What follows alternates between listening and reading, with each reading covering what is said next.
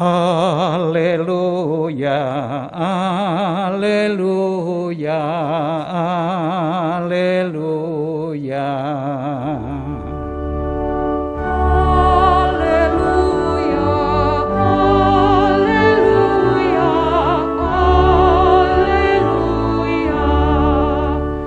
Bangsa yang diam dalam kegelapan telah melihat terang, dan bagi yang diam di negeri yang dinaungi maut telah terbit terang.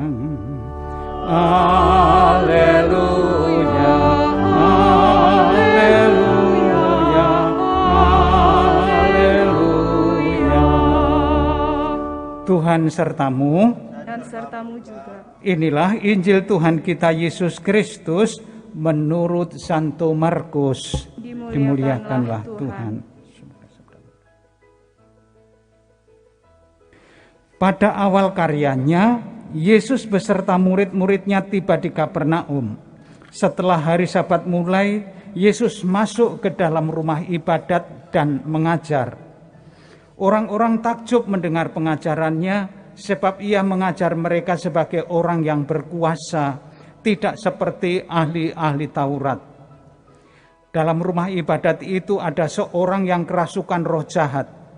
Orang itu berteriak, "Apa urusanmu dengan kami, hai Yesus orang Nazaret? Engkau datang hendak membinasakan kami. Aku tahu siapa engkau, yakni yang kudus dari Allah." Tetapi Yesus menghardiknya, katanya, "Diam, keluarlah daripadanya."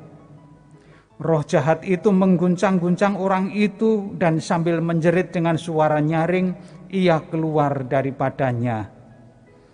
Mereka semua takjub sehingga mereka memperbincangkan, katanya, "Apa ini? Suatu ajaran baru. Guru ini berkata-kata dengan kuasa. Roh-roh jahat pun ia perintah, dan mereka taat kepadanya." Lalu tersebarlah dengan cepat kabar tentang Yesus ke segala penjuru di seluruh daerah Galilea. Demikianlah Injil Tuhan. Terpujilah Kristus.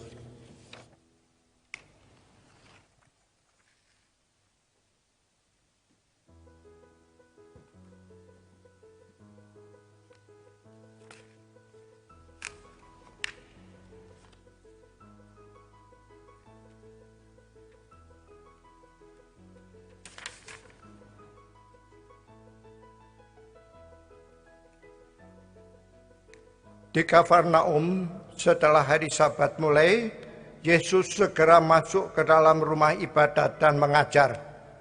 Mereka takjub mendengar pengajarannya, sebab ia mengajar sebagai orang yang berkuasa. Saudara-saudari yang terkasih dalam Kristus di rumah, sebagai orang yang mengimani Kristus, apa yang diajarkan Kristus kita terima sebagai suatu kebenaran.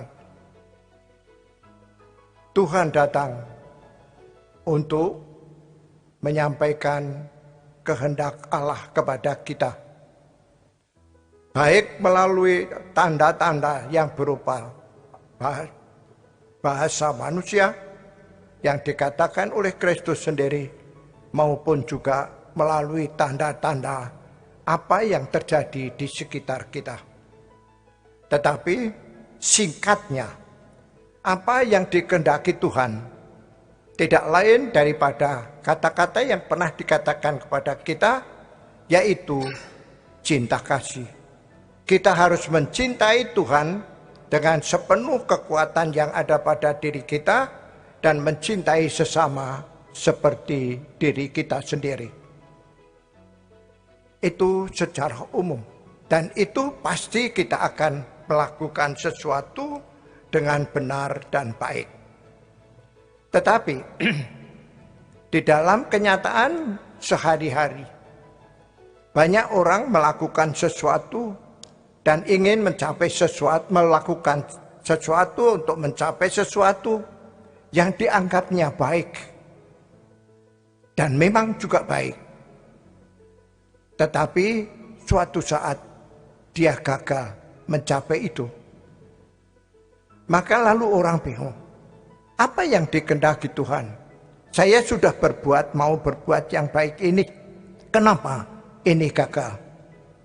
Tuhan, apakah tidak menghendaki? Saudara-saudara yang terkasih, mungkin apa yang kita kehendaki baik, itu juga memang baik. Tetapi, kalau itu berhasil, mungkin bisa berakibat yang kurang baik untuk diri kita sendiri. Dan itu, Tuhan tahu apa yang nanti akan terjadi. Misalnya, itu berhasil, lalu kita menjadi sombong. Nah, itu tentu Tuhan tidak menghendaki itu. Itu misalnya salah satu contoh dalam kehidupan kita sehari-hari. Maka ada orang yang selalu bertanya dan pernah bertanya kepada saya. Dalam hal yang konkret semacam ini, bagaimana kita mau tahu kehendak Allah? Tadi saya katakan, Tuhan datang untuk menyampaikan kehendak Allah kepada kita. Baik melalui bahasa maupun melalui tindakan atau perbuatan, kejadian yang terjadi di sekitar kita. Itulah kehendak Tuhan bagi kita. Oleh karena itu, apapun yang terjadi di sekitar kita, itu juga menunjukkan kehendak Allah. Apa yang harus kita lakukan? Memang banyak kejadian macam-macam. Disinilah kita kalau mau mendengarkan Tuhan, kita harus mencoba untuk menanggapi mana kehendak kejadian mana yang dikehendaki Allah bagi kita. Saudara-saudara yang terkasih dalam Kristus, saya ambil satu contoh konkret sekarang ini misalnya saja. Pandemi COVID-19. Itu dikehendaki Tuhan terjadi di dunia ini atau tidak? Saya mengatakan, saya yakin itu dikehendaki Tuhan. Mengapa? Karena dengan kemajuan teknologi, ilmu dan teknologi, orang-orang banyak meninggalkan imannya kepada Tuhan. Di Eropa, gereja menjadi sepi. Karena mereka merasa sudah menemukan apa yang mereka inginkan. Demikian pula di Indonesia.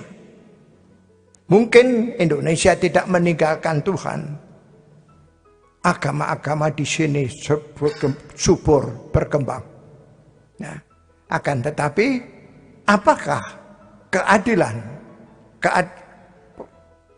perhatian terhadap sesama sungguh ada di Indonesia? Ketidakadilan saya kira itu mungkin sangat besar di Indonesia. Dalam masyarakat kita dari bawah sampai ke atas. Banyak sekali terjadi korupsi dan sebagainya dan sebagainya. Nah, itulah kehendak Tuhan. Maka apa yang terjadi dengan Tuhan menyampaikan COVID itu, pandemi itu? Tuhan mengingatkan kita semua. Kehendak Tuhan mungkin menegur. Dan menegur itu tidak baik, tidak enak. Tapi saya kerap kali mengatakan, tanda cinta itu tidak selalu manis, tetapi juga bisa pahit. Maka pandemi COVID-19 adalah tanda cinta dari Tuhan sendiri yang menegur kita. Agar supaya kita menjadi orang yang benar dan baik. Itulah yang dikehendaki oleh Tuhan. Tetapi apakah masyarakat kita mendengarkan dan menanggapi itu? Apakah merasa bahwa ini teguran dari Tuhan? Tampaknya sama kurang sekali. untuk tidak mengatakan tidak. Ya. Kenapa yang kena positif COVID Corona itu semakin tambah sampai saat ini? Ya. Oleh karena itu, seolah-olah kita tidak peduli terhadap sesama. Kita tidak punya cinta kasih kepada sesama. Dan itulah yang ditegur Tuhan bagi kita. Tetapi apakah ada yang mendengarkan?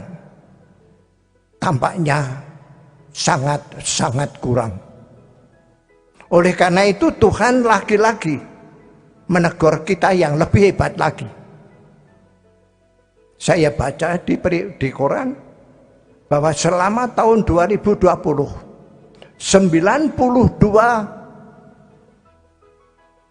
bencana alam terjadi. Dan sekarang kita alami 1 bulan Januari 2021. Sudah berapa bencana alam terjadi dan mungkin jauh lebih hebat daripada waktu 2020. Saya kira saudara-saudara yang terkasih, kita harus tangkap itu. Kita harus berani untuk menjawab. Kita ditegur Tuhan. Supaya kita menjadi baik, berbuat yang baik dan benar terhadap sesama kita, terhadap bangsa kita, terhadap tanah air kita. Itu yang saya kira diperingatkan Tuhan bagi kita. Dengan kata lain, Tuhan menghendaki kita satu, bertobat. Saya kira ini yang harus kita ingat sebenarnya. Kalau kita tidak bertobat, akan terjadi jauh lebih mengerikan lagi. Ya. Oleh karena itu, marilah kita mohon kepada Tuhan agar umat kita menyadari hal ini. Ini semua terjadi karena Tuhan mencintai kita, mengingatkan kita.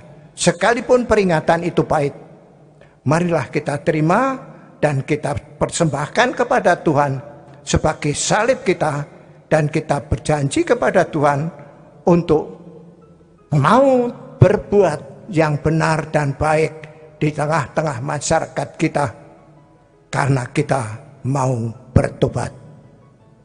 Inilah yang saya kira perlu kita perhatikan di dalam situasi yang begini. Kalau kita mau mendengarkan suara Tuhan, kehendak Tuhan, sabda Tuhan, maka kita harus melaksanakannya. Salah satu yang konkret, seperti misalnya proklamasi untuk pandemi, untuk kesehatan, itu harus kita laksanakan dengan sebaik-baiknya. Salah satu yang bisa seperti itu. Tetapi bukan hanya itu. Pelanggaran-pelanggaran ketidakadilan yang banyak terjadi. Bahkan pembunuhan mudah sekali terjadi di bangsa kita. Maka marilah saudara-saudara, kita mohon kepada Tuhan. Kita mau menjawab sabda Tuhan dan kehendak Tuhan dengan satu, yaitu bertobat. Amin.